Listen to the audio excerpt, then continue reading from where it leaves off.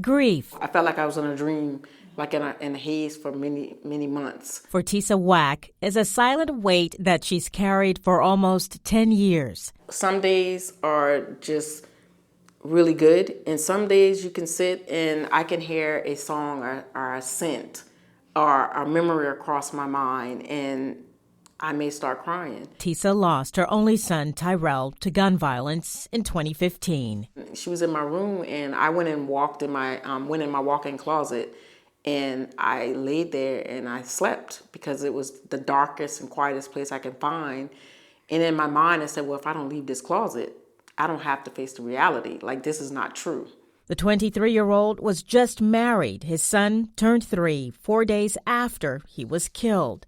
I went through the grief process. I said to myself, I could be a voice for my son, or I could stay in this closet and hide. As an unfortunate fate would have it, Tisa shared a similar path with another mother who had also lost her son to gun violence in the same neighborhood and only blocks away. And we've been able to cope with it together, but also go and help other families through that tragedy. Nonprofit We Are Their Voices was born out of a collective tragedy, and it's the shared loss between Tisa and families that have suffered a similar loss that brings them together in their darkest of times. So our mission is to end gun violence, but also to bring awareness to the survivors of gun violence, those family members, to know they have support throughout the community after the event. A lot of times we see the news that comes on and they talk about the tragic event, but there's a life afterwards that we want to make sure that people have a healing space,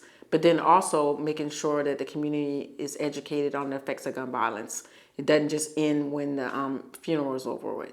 We Are Their Voices also advocates for families navigating for the first time not only through grief, but what must still be faced in the middle of it. And as members of a club we didn't ask to be in, we encounter many parents, fathers and mothers that are still living through the pain of waiting years for convictions or trials, or even not even finding the person who killed their loved one. Group members don't just come together because of the shared experience of losing someone dear to gun violence. Our support groups, we just don't sit around a table or a conference room and just talk.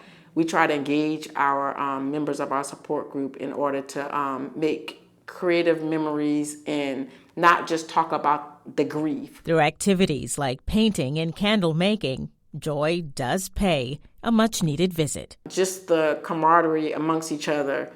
It's like we were doing something that made us smile. If only for a little while, a candle whose flame burns. I feel solace in my heart because I know that he is in heaven. As a reminder of a loved one and a light to lead the way. So if I can help just one person, then I think I've done my job and made my son's memory not be in vain.